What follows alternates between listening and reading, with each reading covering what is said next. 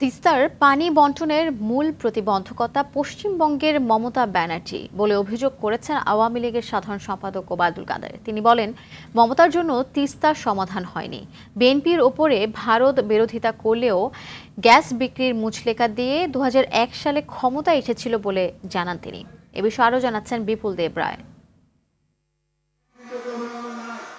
বাংলাদেশ আওয়ামী লীগে প্লাটিনাম জয়ন্তী উপলক্ষে ঢাকা মহানগর উত্তর আওয়ামী লীগের আলোচনা সভা তেজগাঁও ঢাকা জেলা কার্যালয়ের সামনে আয়োজিত সভায় দলের সাধারণ সম্পাদক ওবায়দুল কাদের সহ শীর্ষ নেতারা অংশ নেন।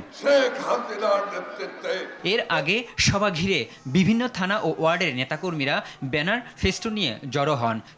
স্লোগানে মুখর হয়ে উঠে পুরো তেজগাঁও এলাকা। ওবায়দুল কাদের বলেন, অবৈধভাবে ক্ষমতায় আসতে বিএনপি সবসময় ষড়যন্ত্র করে। ভারতের কাছে ওয়াশিংটনের ইচ্ছা গ্যাস বিক্রি করার অঙ্গীকার করে 2001 সালে ক্ষমতা এসেছে। তিস্তা চুক্তি বাস্তবায়নে পশ্চিমবঙ্গের মমতা ব্যানার্জি প্রধান সমস্যা বলে জানান আওয়ামী লীগ সাধারণ সম্পাদক।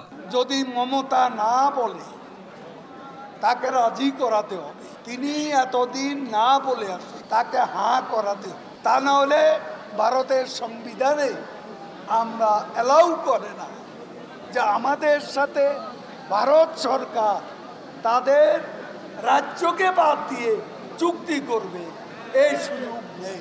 বিএনপি নেতারা একে অপরকে সরকারের এজেন্ট সন্দেহ করে জানিয়ে ওবায়দুল কাদের বলেন, তাদের ভুয়া আন্দোলন কোনো কাজে আসবে না। বিএনপির আন্দোলন ভুয়া। বিপুল দেব রায়, RTV, ঢাকা।